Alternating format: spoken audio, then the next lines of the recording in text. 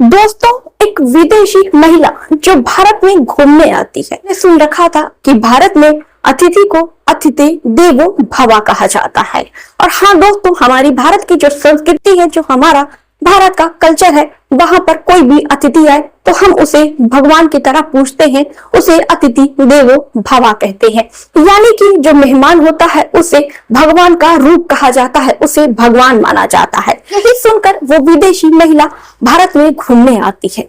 यहाँ पर वो यहाँ वहां घूमती भी है, लेकिन दोस्तों उसके साथ हो जाती है कुछ ऐसी अनहोनी कि वो फंस जाती है एक रिक्शा चालक के चक्कर में। अब वो जो रिक्शा चालक है उसको बहला फुसला कर ले जाता है और अपने दोस्तों को वो भी फोन करके वो बुलाता है। यहाँ पर उस विदेशी महिला के साथ 19 लोग उसके साथ लगातार हैवानियत करते हैं, उसका बलात्कार करते हैं।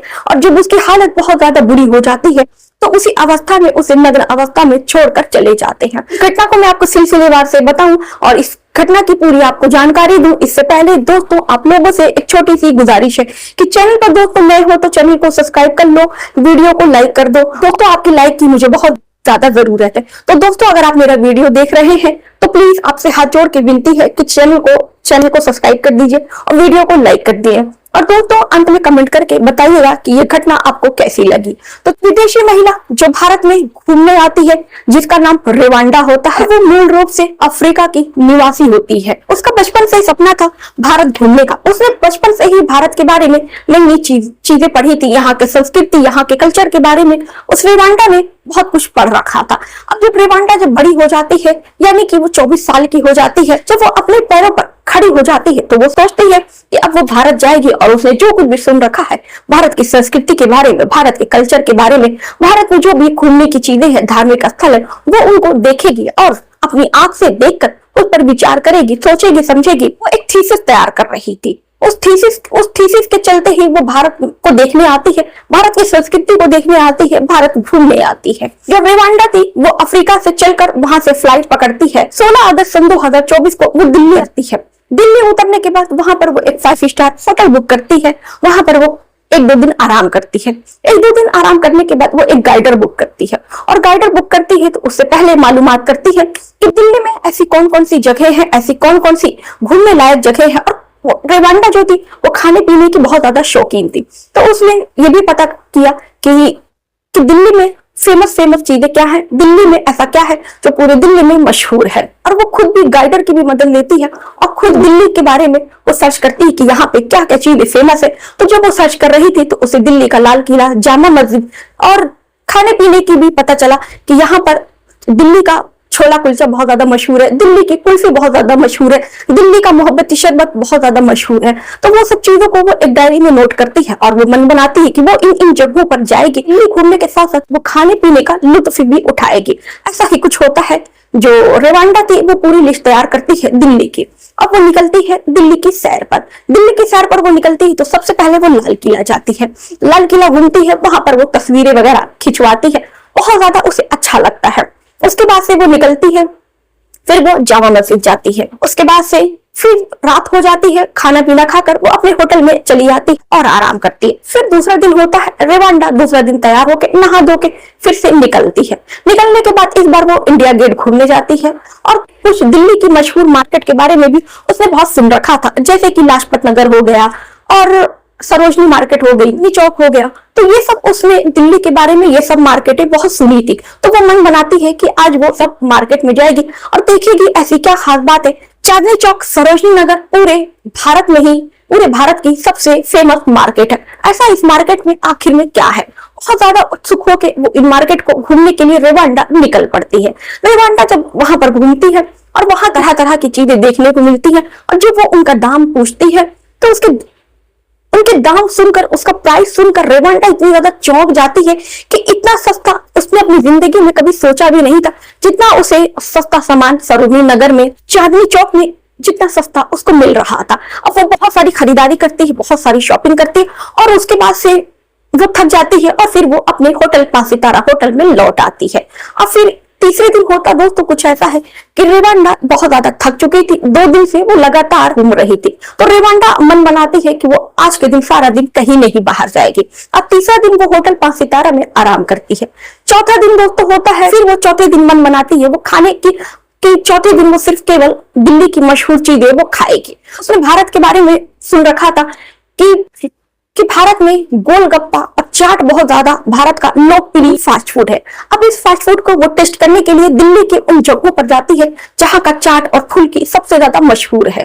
तो वो पहुंचती है प्रभु चाट भंडार के पास, जहां पर दिल्ली में कोने कोने से लोग आते हैं और पूरी दिल्ली में प्रभु चाट भंडार का चाट जो है बहुत ही ज्यादा लाजवाब है। उसके बाद से वो वहां का चाट खाती है और गोलगप्पा खाती है और वो वहां से काफी ज्यादा खुश होके फिर वो दूसरी दुकान पर पहुंचती है कबाब खाने। उसने दिल्ली के कबाब के बारे में भी बहुत सुन रखा था। तो वहां पर एक दिल्ली की सबसे फेमस कबाब की दुकान है अल जौहर कुरैशी के यहाँ कबाब की दुकान पर पहुंचती है, कबाब का लुत्फ उठाती है। उसको खाने पीने में बहुत ज्यादा मजा आ रहा था। फिर वो इतने में उसका पेट भर जाता है और फिर वो मन बनाती है कि थोड़ा मोड़ा दिल्ली घूम कर मार्केट वार्केट करके फिर वो 5वें दिन वो अपने 5 सितारा होटल लौट जाती है।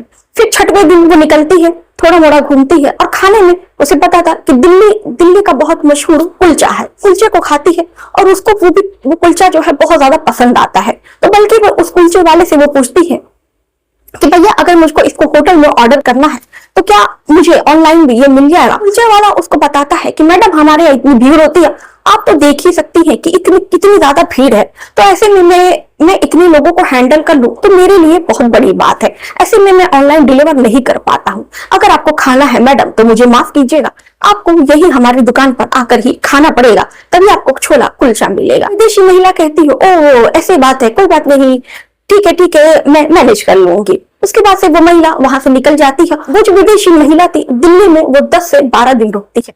10 से 12 दिन रुकने के बाद जब वो दिल्ली हर जगह घूम लेती है, वहां की मशहूर जो भी मार्केट थी वहां का जो खाना पीना वो खा लेती है। फिर उसके बाद से वो दिल्ली के आगे आगरा पड़ता है, आगरा जाने का और आगरा का ताजमहल देखने का वो मन बनाती है और वो निकल पड़ती है अपने अगले सफर पे ताजमहल देखने। रेवांडा आगरा पहुंचती है, आगरा में स्टे करती है। वहां पर दूसरे दिन वो ताजमहल को देखने जाती है। वहां पर वो ताजमहल भी देखती है और साथ ही साथ वो शाम को लाल किला भी देखने जाती है। वहां पर देखने के बाद वो अपने होटल आ जाती है। उसके बाद से वहां पर वो एक दिन आराम करती है। उसके बाद से वो फतेहपुर सीकरी का किला देखना चाह रही थी, तो उसका जो अगला सफर होता है वो फतेहपुर सीकरी का होता है। जब वो फतेहपुर सीकरी पहुंचती है तो फतेहपुर सीकरी आप जान रहे हैं कि बहुत ज्यादा कोई हॉश पॉश एरिया नहीं है, कि यानी कि वहां पर रात हो जाती है तो काफी ज्यादा चहल पहल नहीं होती कि जैसा कि उसने दिल्ली में देख रखा था। रेवांडा जो थी उसको फतेहपुर सीकरी पहुंचने में काफी ज्यादा रात हो जाती है, रात का 11 बज जाता है। तो रेवांडा रिक्शे वाले से पूछती है कि भैया यहाँ पे कोई 5 सितारा होटल है तो मुझे उस होटल में ले चलो। अब वो जो रिक्शे वाला था उस महिला को देखता है तो उसको कहता है ठीक है मैडम, मुझे एक होटल के बारे में मालूम है। वो उसको अपने रिक्शे में बिठाता है और उसको होटल की तरफ ले जाने लगता है। तभी जो ड्राइवर है मन में कुछ और ही चलने लगता है। वो अपने दोस्तों को फोन करता है और उस विदेशी महिला को एक सुनसान जगह पर ले जाता है। पहले तो उसके जितने भी पैसे थे वो सब कुछ लूट लेता है। उसके बाद सारे लोग यानी कि कुल 13 लोग मिलके उस विदेशी महिला का बलात्कार करते हैं। महिला काफी ज्यादा रोती है, चीखती है, चिल्लाती है, लेकिन वो जो हैवान है वो दरिंदे हैं, उनको इस विदेशी महिला के ऊपर जरा भी दया नहीं आती है। जब इनका मन भर जाता है और रात के तकरीबन 12 बजे से लेकर शाम के 5 बज जाते हैं, वो लगातार उस विदेशी महिला का बलात्कार करते रहते हैं। महिला की हालत जब बहुत ज्यादा गंभीर हो जाती है तो उन्हें लगता है कि जो महिला है वो मर चुकी है। उसके बाद से वो उसको उसी अवस्था में छोड़कर चले जाते हैं। सुबह के 7 बज जाते हैं। उधर से एक राहगीर गुजर रहा था तो उसने देखा कि एक महिला जो काफी ज्यादा गोरी चुट्टी महिला है, जो बिल्कुल नग्न झाड़ी के पीछे पड़ी हुई है, और तभी वो दौड़े दौड़े उसके पास पहुंचता है और आदमियों को भी बुलाता है। तुरंत मौके पर पुलिस को सूचना दी जाती है और तुरंत जो है पुलिस मौके पर पहुंचती है और देखती है कि वहां पर वो जो महिला है बिल्कुल खून से लथपथ है और बिल्कुल नग्न पड़ी हुई है। तुरंत पुलिस वाले उसको शॉल ओढ़ाते हैं और तुरंत उसको अस्पताल में ले जाकर भर्ती कराते हैं। अस्पताल में उसका तो पहले उसको होश नहीं आता है, उसका इतनी बुरे तरीके से उसका रेप हुआ था कि डॉक्टर देखते ही समझ गया था कि जो मामला है ये बलात्कार का मामला है। से इस महिला के होश में आने का इंतजार किया जाता है। उसके बाद से महिला 3 दिन के बाद होश में आती है और अपनी जो सारी कहानी है वो बताती है कि वो अफ्रीका से भारत वो यहाँ पर घूमने आई थी, और ये भी बताती है मोदी के डिजिटल इंडिया के बारे में पढ़ा था कि जो भारत है कितना ज्यादा तरक्की कर रहा है, लेकिन मुझको नहीं पता था कि मेरे साथ ऐसा कुछ हो जाएगा भारत जैसे देश में। जब लोग कहते हैं कि भारत जो है भगवान की भूमि है, देव की भूमि है, मुझे नहीं पता था इस देव की भूमि में राक्षस भी टहल रहे हैं जिसने मेरा ऐसा हाल कर दिया।